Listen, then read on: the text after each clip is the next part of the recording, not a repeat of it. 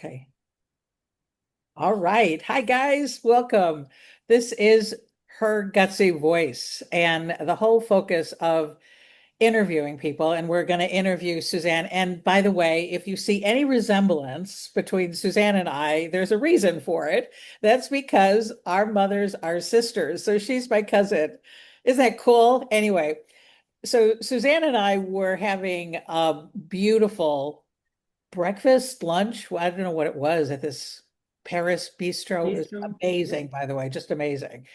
And we got to talk about her relationship. And I realized, oh my God, I have to have her on Her Gutsy Voice because Suzanne is gutsy, just like her mom, my auntie. And we were just talking about that. So I want to welcome everybody. And I want to welcome Suzanne, my dear cousin, to chat with me about how women need a voice.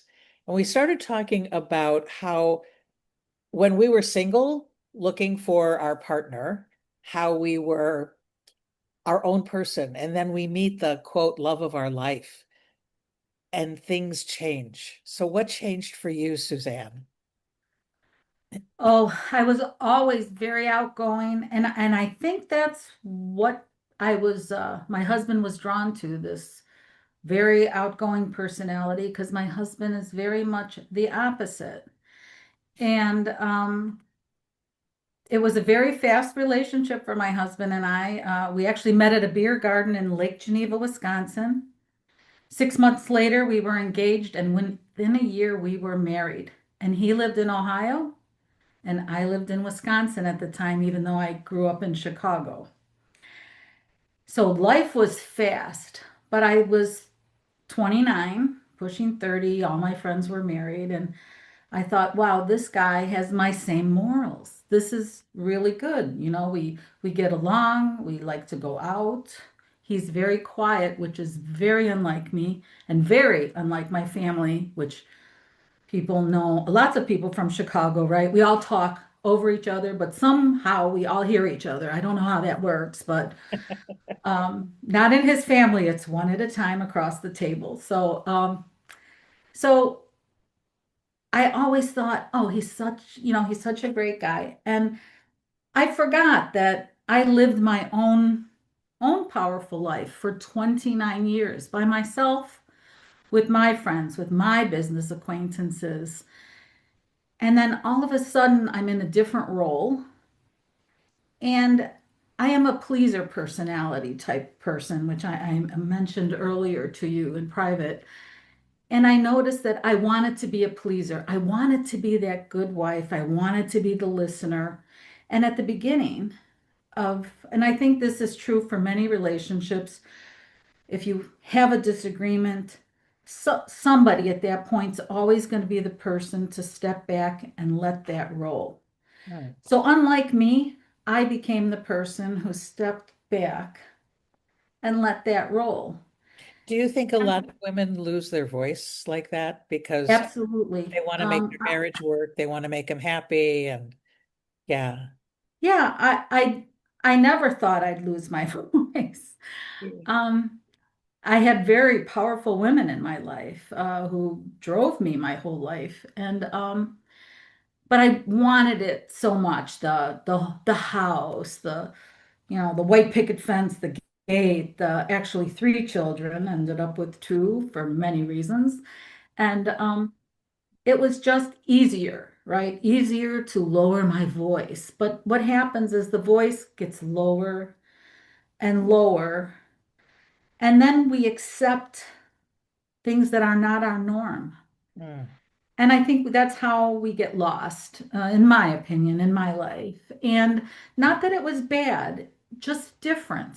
And and I think that's how after some time I don't want to say regret, but you sit back and you're like, you hate this other, not hate this other person you're with, but you think about, why am I so happy with all these things I'm doing? Well, it's really not because sometimes of the other person. It's because of what I allowed to happen to me in that relationship. So it took a very long time. I knew my husband and I love each other. He would lay down his life for me, and I knew that, and I know that, and he's a great dad. But after time and about my children, and maybe we'll get into that, but my oldest has autism, sensory processing disorder, and then my youngest, of course, had to live within all of this and our challenges in our life. So you become this quiet voice, you have your children, everything's not perfect, and you need to take it out on somebody. Well, I can't take it out on my kids, right? So for me, the little bickering starts, and it reminded me even of my own parents. Mhm. And it wasn't until a lot later, with my children, and especially my son, we got to the point where my husband's very black and white, and this goes into how we finally came together. My husband's black and white. I'm gray, I'm pink, I'm purple, I'm orange. I am every color of the rainbow. And I love that about myself. And I can say that and I can now be that person. Not every day. Sometimes I quiet my voice in a situation, but that is who I want to be.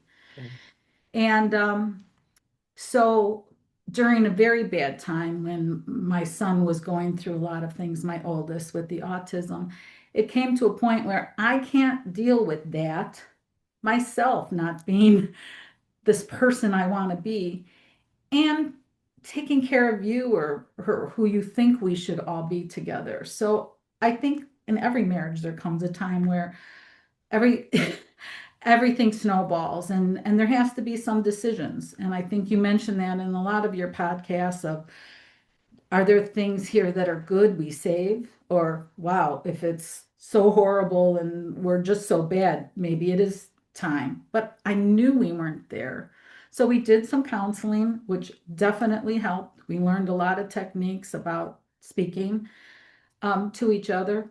But I think the biggest thing of all was we started going out together, just the two of us on Thursday nights, and started to talk a little more. And during one of the dinners, my husband told me a story. And he just told me about one event in his life. And as I'm listening, it was so powerful. And my husband's a very quiet, non-sharing, emotional person. I he shows his emotion in other ways, but not verbally. Gotcha. And he told me a story about when he was younger, and I won't go into details because it is private for him, but a very emotional moment between his mother and himself. And this moment, I think is etched in his memory forever. And it was so special because for him, it was out of the norm. Mm. And ever since that discussion, I kind of stood back, kind of like a movie camera, and I took myself out of the frame and viewed, well, who is this person really? Because he lived 32 years without me. Where did he come from? What what kind of life did he lead that made him this quiet person, this very Wow. inner emotional type person that I can struggle with sometimes because I'm so loud and colorful. And I thought, wow, I have so many of those moments in my life that I really cannot understand not having all of that. Wow. And stepping back and seeing that, and then kind of doing the rewind, right? Of, so how did he grow up? How was he with his parents? And after I had that reflection, I could see how he was, why he was so black and white with my children, our children, right? Right and wrong, no gray. No, I did this because, right? And that's the major part when you get married with children. If you can't come Yeah. to that, right, Yeah. understanding and Yeah. Yeah. agreement of how you're going to discipline your children or whatever, that was probably, that moment before I talked about. So I had so much compassion for his life. And I got to have so much understanding, I think, that from that moment on, I always think about the moments when I'm not happy or something said that upsets me. And I think about, well, did this come from the past or is this something new that we have to deal with? And for me, that really helped. And I think that made us stronger. And it wasn't because he changed as much, it was because I changed and I could look at that in a different way. That You makes touched sense. on some really important points. Working as a couples counselor and being the honor of listening to people's story about their relationship and spending most of my life figuring out why do people do what they do. What I heard was when you were unhappy, you gave up a little bit of that color for the piece of the household or to do what you needed to do. And sometimes when decisions are made for us rather than us making decisions. And when that happens, we go unhappy. We're not happy. And unfortunately, when we're not happy, we look around and who do I blame? Do I blame Right. my circumstances? Do I blame my husband? It's never us, right? Right. No, no, exactly. It's like it's something off with me and I need to fix this, right? And as you're talking too, I think because we did live in the 60s and the 70s, and back then it was, well, women's rights, right? Right. And I realized the other day that it was about fighting for our identity. And when the circumstances shape our identity and we're becoming somebody that maybe doesn't work anymore, does we don't like it, we're not a happy person. Right. We're kind of grumpy. Absolutely. And then we take it out on our partner. And we sometimes think it's because of our marriage or because Right. of our partner. So sitting across from this stranger, having dinner, listening to this story that he gave you, like, oh my God, I'm meeting this guy for the first time in a way. Right. And I'm wondering what happened that he was ready to tell you that story and you were ready to hear it. Well, as I mentioned, I think when you have discussions and you are having a lot of trauma in your relationship in life, again, with my kids, with my son, Andrew, it came to that point before counseling of we're making this or we're going our separate ways because we can't So work, I can't work this out. what decision did you make at that moment? Uh, uh, well, it might not have been over a moment, but Okay. uh, I think that was an epiphany for my husband as well. How so? That I think that he didn't think I would leave, or he didn't think I would be in that, I would want to be in that position. But I was truly at that point where I could, and I think he saw that. So not only, again, this was before the discussion of me understanding who he was. He sought counseling, he did his own thing, and that's how we started our Thursday nights, which eventually led to over the dinner opening up to him sharing with me and then me sharing with him how I feel about what's happening to our marriage and how raising our kids in different corners in our boxing ring in different corners is just not working. We both need to be the referee, right? Yeah, Uh, in our marriage and disciplining our children. And I think if you do love each other and you see all those qualities and you know there's something there and the reason you're together and there's so much more good than the bad situations that come in your life, I hope most people would try to get counseling or decide this is worth at least trying to see how we get better.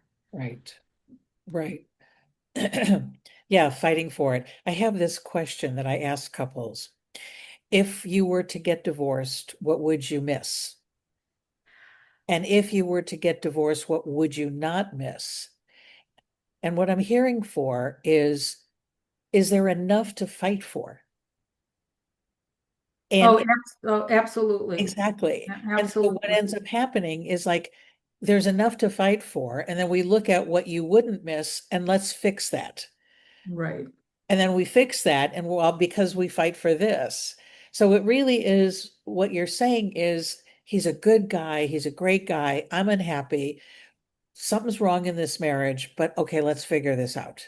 Right. I, Absolutely. yeah. And had you not known this reveal, this share with him, do you think that you would have given up? Um, Like if he wasn't willing? I think I don't know because I have a few things in my head. Just because of raising a child that one parent can't do alone. Oh, Um, it takes a village. So I think, for me, it would have taken a lot um, to go. Um, I think that I would miss the company. We are really best friends. We have a lot of the same, like I mentioned earlier, morals. We like doing the same things. And even though he's a quiet person, there is comfort in me sitting on the couch reading my books and him in his recliner reading his paper or doing his phone. There is uh, peace in that comfort of quietness of being together. And I would miss that. And I have seen a lot of, unfortunately, maybe it's fortunate that I didn't get married till almost 30, my late 20s. And by that time, half of my girlfriends were already divorced, wow. thinking about divorce. And and I could see their lives and they were lonely and they were trying to date and there was so much chaos there. And I thought, I really don't want this chaos. I'd rather make mine wonderful or as wonderful as I can be because we are all different people. We are Right, never going to be the same people, right. but there is a happy medium. And I think, finding the basis to be very good friends no matter what, and then coming to agreement of how you want to live and how you want to share your life. And it's not always going to be perfect. Um, Next month, my husband and I will be married 35 years. And this was on a long distance relationship that we got engaged within 6 months. I know it's possible. I know the trauma's there. I know you can get past it Yeah. because most of ours, as I mentioned, is more so came to light because of raising children who needed a lot of support and that you pour yourselves into and you kind of lose the support or the things you're doing with your spouse, right? Because you're just so focused on a particular problem that everything else kind of gets pushed to the side. So I definitely knew, it was worth it and I'm glad we went through it and Speaking of that, you talked about Andrew, your son, who had mhm. autism. And I know it was a struggle. You talked about that. But something good came out of that, didn't it? Yes, absolutely.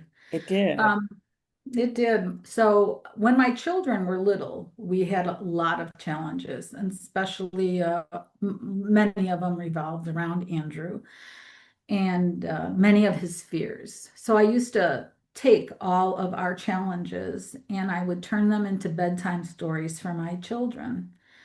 And every night I would tell the same stories and they learned them very well. And one day I thought, I'm going to write these down. And I did. Probably over 20 years ago, I started writing all my stories that I used to tell my kids because my oldest is now 33 and my youngest just turned, will be 30 at the end of this month. And I retired 2 years ago. And that was a big hole for me Oh, because now I needed something to do, so my relationship didn't get back to that. Right? We need some independence. We need to be our own person and Yes. join together when we can. And my kid said, Mom, you're retired. Give us your stories. We'll publish them. And I said, You can't have them. So I gave them to a friend of mine who read them and said, Wow, these have to go out. So I have my first book in my series about my son when he was about 4, coming out on August 31st on my website. Isn't that amazing? Yes. So we can look at our struggles. There's a lot of women that are probably listening to this might be right in the middle of their struggles. It is not easy to be a wife when we have a child that needs a lot of our attention. And for men to feel like, what about me? Where do I fit in? And the woman, of course, is stuck between taking care of her children and taking care of her husband and taking care of her home and taking care of her career, whatever it may be. How did you manage all of that? What was Oh, inside of you that pulled you through this? uh, my mother's jeans. What size were Yeah. they? Pardon me? What size were they? They must have been big, very big. And I fit in them. No. I it's a lot of heartache. It's hard to get through it. I used to be very quiet about it, like the struggles with my son. I would used to be very quiet about it and not tell a lot of people. And I did find that after I started sharing, now not everybody understands, right? Right, Because unless you live it, right. you can't even empathize, yet sympathize, because you'd be like, well, he's so bad. How come he's not locked in his room, or how come you don't punish him, or how? Because those types of things don't matter. So you're kind of segregated from this whole mommy group. When my kids were younger, but finding some people in your lives that you can share that with. Um, and again, my husband and I went to therapy for raising a difficult child, brought, my younger son in it. And I think that kind of support and family support, and most of all, girlfriends support. I mean, there's nothing like somebody that knows your life from the day you were born or you were little, that's come your path with you. It's Yeah, it's different than a new friend yeah, that you could talk to and get some kind of bearing in your life, just to relieve that, right? And help you believe in yourself that you could get through it. And yes. all those things absolutely helped. And eventually my husband and I working together also made a big difference. That is something that I think women do struggle with. This sense of being independent and being strong, like we have to do it all of ourselves. But yet, do we feel weak or like we can't do it or somebody's going to judge us that we can't handle it? But we do need those people around us that give us permission to go on and believe in us and hold us when we don't believe in us and have that breakdown. Right. So when is your book coming out? When will it be launched? Uh, Pre-sale for my book is August 31st, and they'll be shipped out So the end of this month? the end of this month. Okay, and how do they pre-order it? On my website,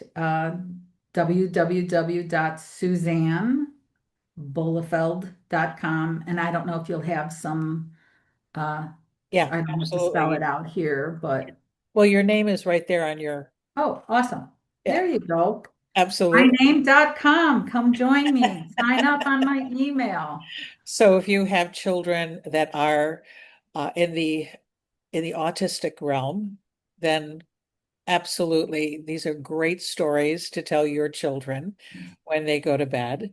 Yeah. And um, of course, I'm sure this is a redundant question, but I bet your husband and your kids are so proud of you, Suzanne.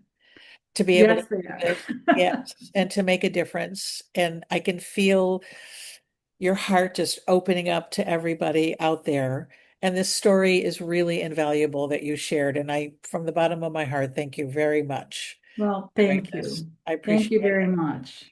So this is her gutsy voice. And as you can tell, Suzanne has a gutsy voice, but there are times in her life that she quieted it. And I'm sure there's people listening that maybe you're in the moment of quieting your voice and you need to find it again. So I wish you all the love in the world and remember to be love. Mwah. And as I say, nothing's impossible. Amen to that, sister.